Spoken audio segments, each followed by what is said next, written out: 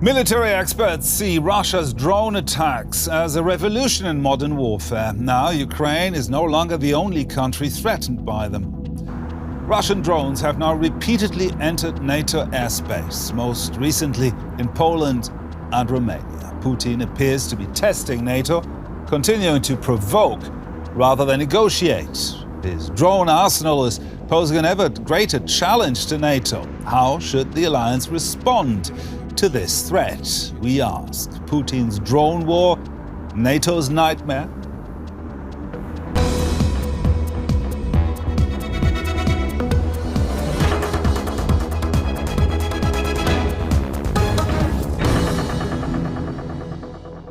Hello and welcome to The Point. My panel today: Marcus Welsch, a journalist and data analyst specialized on the war in Ukraine. Aaron Wiener, correspondent and Berlin bureau chief of The Washington Post. And Ulrike Franke, one of Germany's leading security and military experts from the European Council on Foreign Relations, joining us from Paris today. Many thanks. Warm welcome to all of you. Now, let's dive straight in. In the past week, we've seen a large Russian exercise in Belarus, close to the border with Poland. We've seen nearly 20 Russian drones in NATO airspace over Poland and Romania, plus hybrid attacks like they happen every day. What's Putin's rationale behind these provocations? What is he trying to do? It's a good question, and it's also speculation, so we're not knowing for sure, but it's definitely just a testing. It comes earlier than I expected, but it was clear it comes one day, because Putin is not only focusing on Ukraine, he's testing his capabilities to rule a space. So it's absolutely rational that he starts testing on the NATO borders. There are many things what he might test with that or wants to test. First, the reaction on military, technically. I think that was rather okay. But more interesting is what he wants to test at the political level. Yeah? Inside Poland, there are two different parties who are not, let's say, best friends, prime minister and president. I think it works out quite good. Reaction in between European partners, for example, Poland demands more air defense. Does Germany sense it or not? Stuff like this. And what is maybe even more, not threatening, but we have to have an eye on that, is he testing Article 5 of NATO? Meaning we have a clear understanding of a red line, but Putin tries to solve it or how to dissolve it. And that is something we should deal with it. Article 5 was not triggered. I'd like to mention that, but Article 4 was by Poland. And we come to that in a moment. First of all, on the face of it, it was, some were shot, of these drones were shot down, others just crashed, and there was no real damage. So smiling faces all around? I wish. You know, I've talked to military experts who say this was generally a successful response. If this was a test from Putin, NATO basically passed it. They responded swiftly. They have shown a form of unity.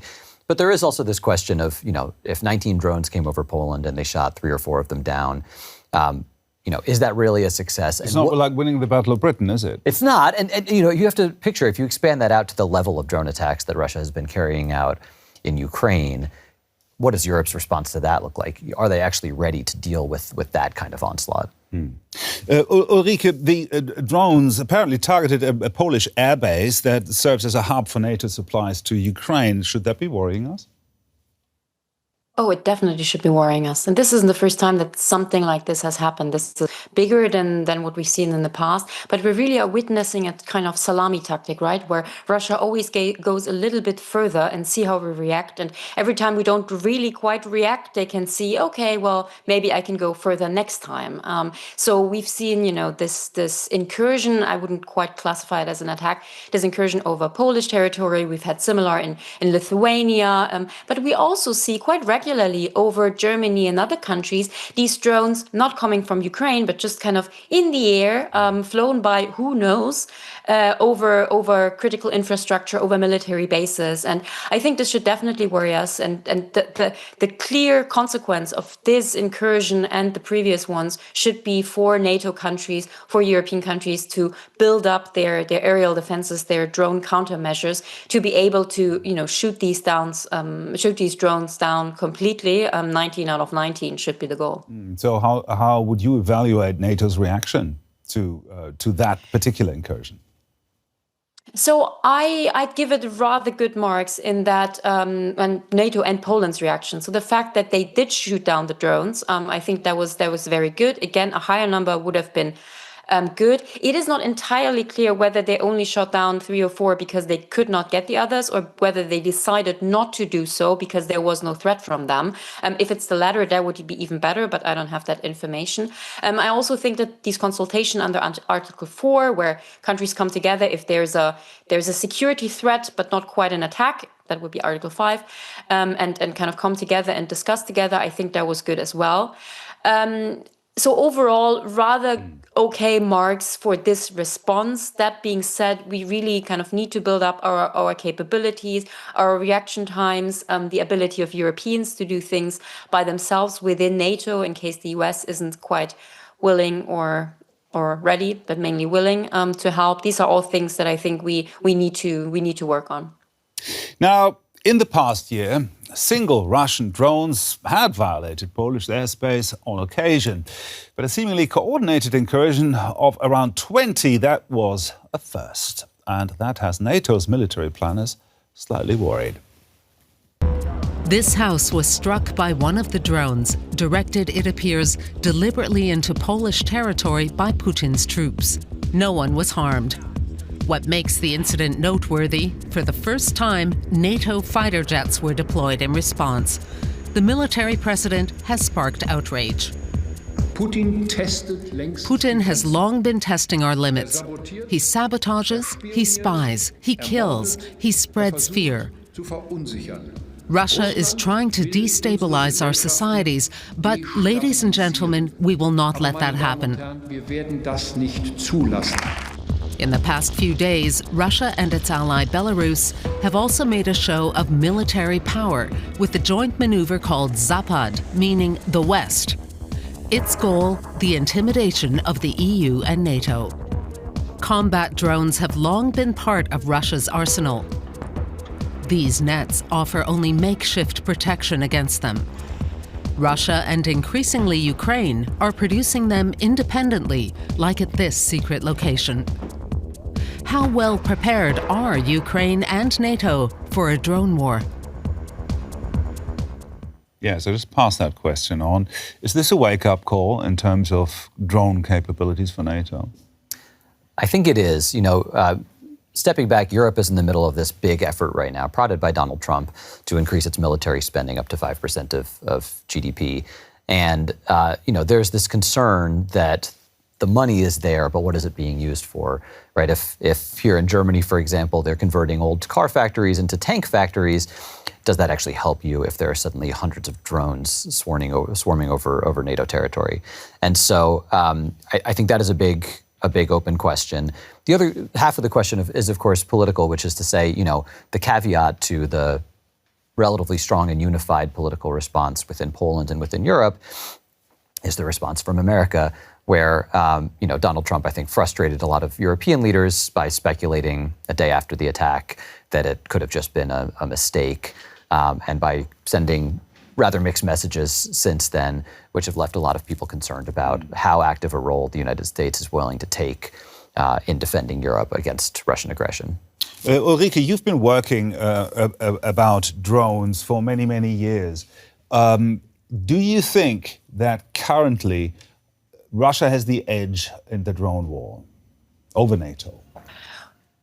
Well, it goes back and forth. So first of all, this should not be a wake-up call for NATO countries with regard to drone capabilities. If it is, we haven't been paying attention over the last 3.5 years.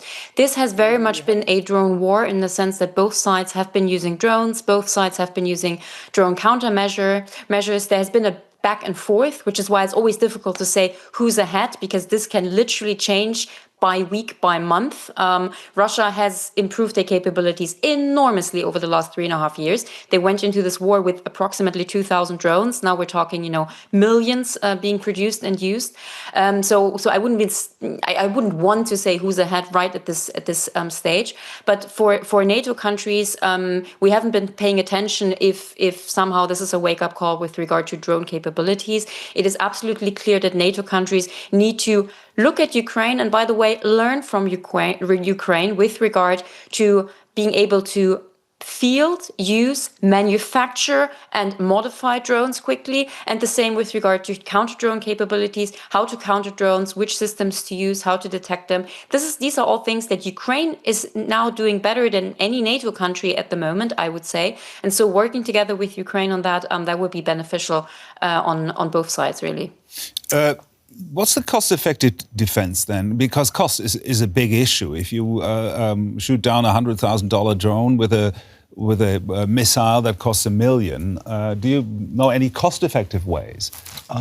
That's always a question from scaling up. A very simple case. So it's a simple case. 16 drones is nothing. It's just more, as we said, political thing, symbolical thing, reaction thing. If it goes to the real war, we're monitoring this every month in our monitor Air War Ukraine.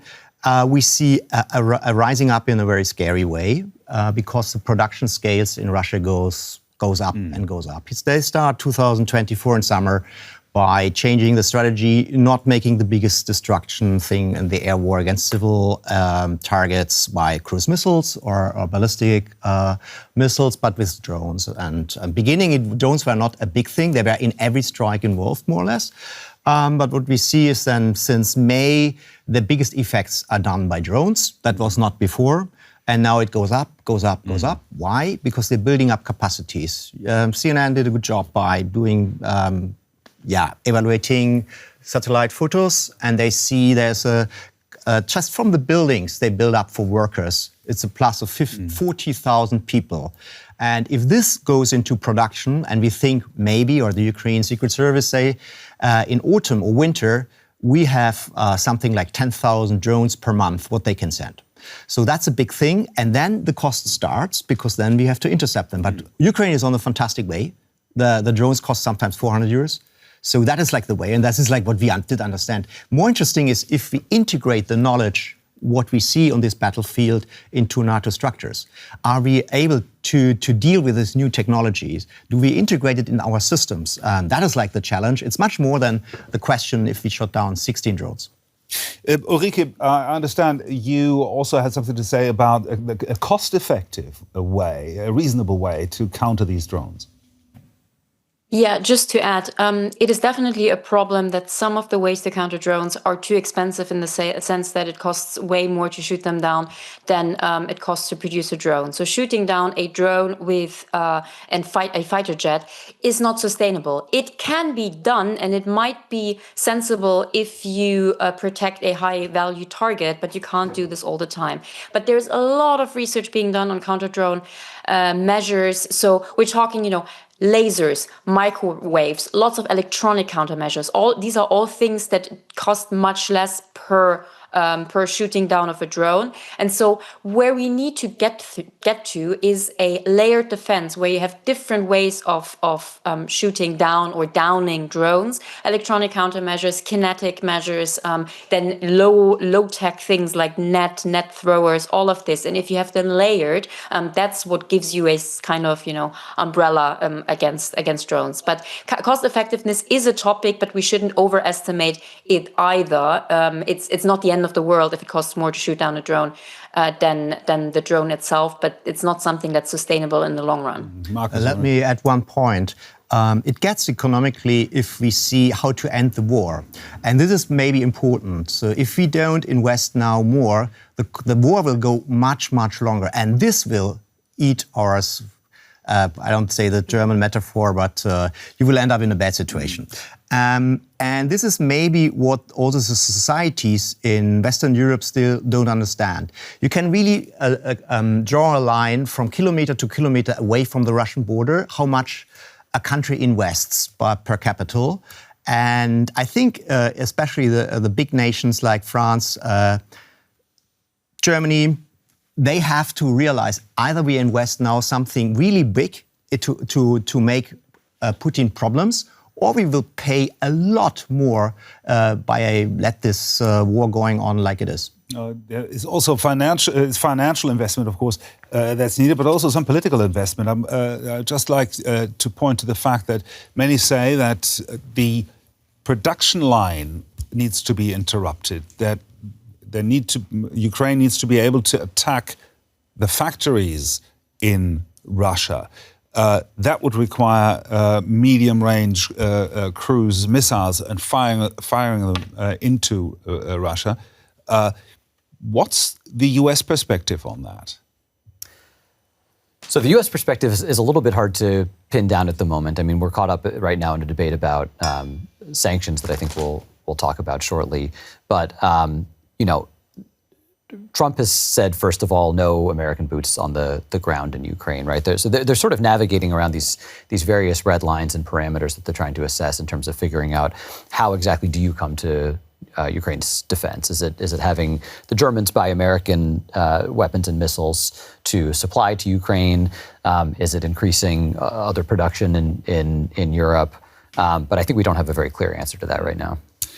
Let's turn to the economical and political ramifications of this whole issue. Defense spending is one side of that medal. Economic sanctions against Russia are quite another. The EU is reacting to the most recent airspace violations with another set of sanctions. It's actually EU sanction package number 19, if you're the nitpicking type like I am. Russia seems to have more or less shrugged off these previous ones, partly with the help of European actors. One example is Russia's shadow fleet. Tankers, often old and dilapidated, Russia uses to clandestinely ship oil to global clients, helping Moscow in no small measure to finance its war against Ukraine.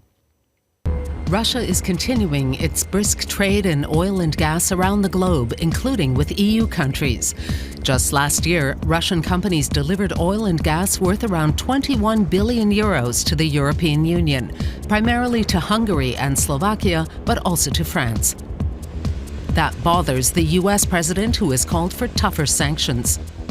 Europe is buying oil from Russia. I don't want them to buy oil. And the sanctions that they're putting on are not tough enough. The German foreign minister has a different view.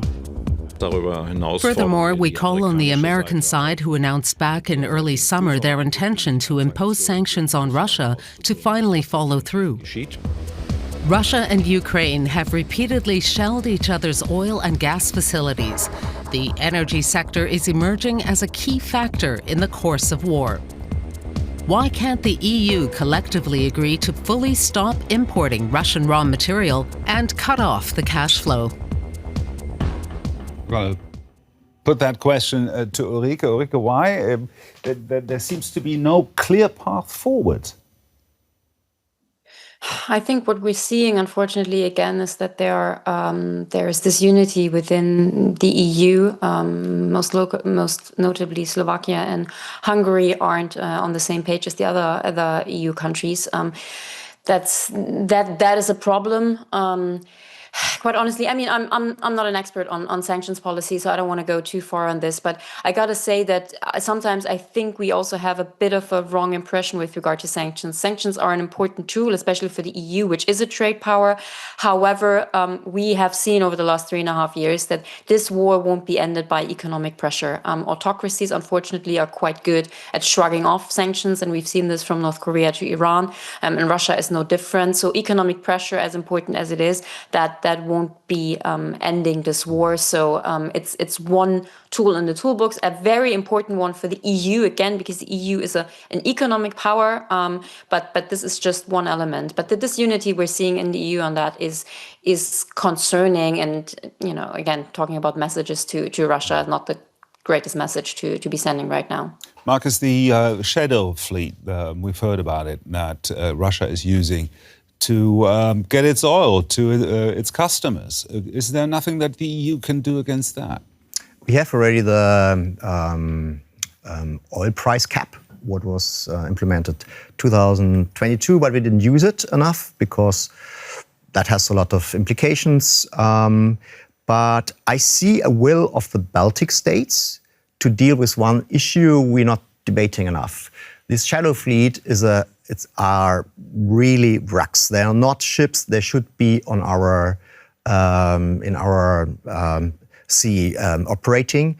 And Denmark and Sweden has a big interest that there is not a catastrophe, oil catastrophe. What is actually on the papers, yes, there's insurance, but practically it's not clear if anybody pays for that. So if we go there and help the Baltic states to make these checkups of the ships work, that would be a big step. Remember, this is a conflict with Russia, meaning Estonia tried to do that and Russia immediately sent air control and pushed the controlling boats away. So, but let's talk on this day about the meaning of all these maneuvers of Putin.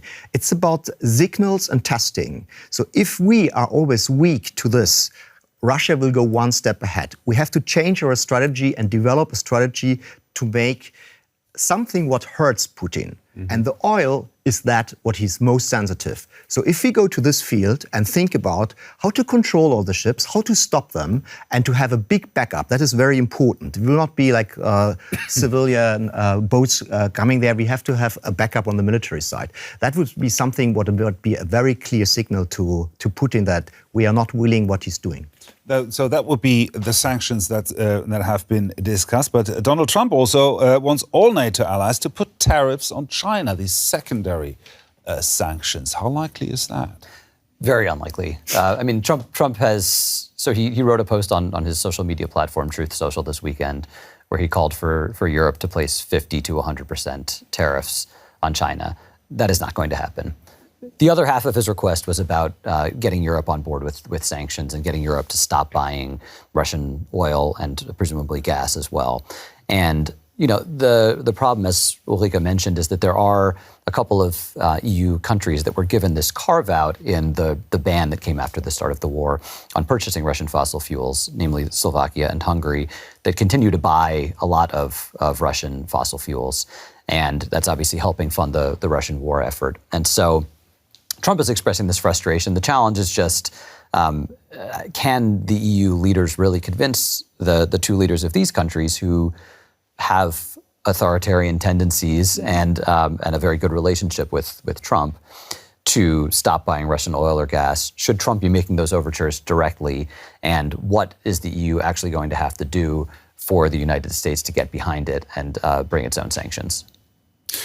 I would like to come to our final round. These pinpricks, these tests, how long will NATO accept these provocations without being damaged itself? Ulrike, I want to start with you. So I think NATO already has been damaged, although I'd say it's primarily because of the question mark that Donald Trump is putting behind, well, NATO as a whole and the NATO Article 5, so common defense and all of that. So NATO is in quite a difficult situation. Personally, I don't think that more of a kind of military reaction was needed with regard to this specific incursion. After all, no one wants to risk a military confrontation between NATO and Russia. So on this specific instance, I'm quite okay with how NATO responded militarily speaking. But the salami tactic of Russia is a problem and is a challenge, and we need, every case we need to look at face value and see how to respond. Marcus? I think we should be aware that Russia is in a war mode, what is not only focusing on Ukraine. He tries to do this as a new model to make politics. So there 100% something comes up after the Ukraine war. And we have to prepare for this, and we have to be aware it's regional. It's not a big war against NATO, maybe. It's something more small. And so we don't need to be afraid of World War III, you're saying? Yes, we shouldn't be focusing on that. That is like taking our fears, that's also a strategy of Russia. Yeah. We should look what is happening in this sphere of Baltic Sea. We should look that Russia is not building up something where they can control it, and we have to find answers. I think now it's a time not only about technical things to speak, but about political signals. And as this week, in a very good interview, the Polish Foreign Minister, Sikorski, a cool man, we should listen more to it and speak more with him, said, okay, let's do two things. Like, let's go into the airspace of Ukraine, defend the part. This is what Russia doesn't like. Second, let's have a look on this shadow fleets. Do we want that they do everything without our control? Let's start doing something. He has to pay a price for it. And I think that's up to us to do that. Aaron.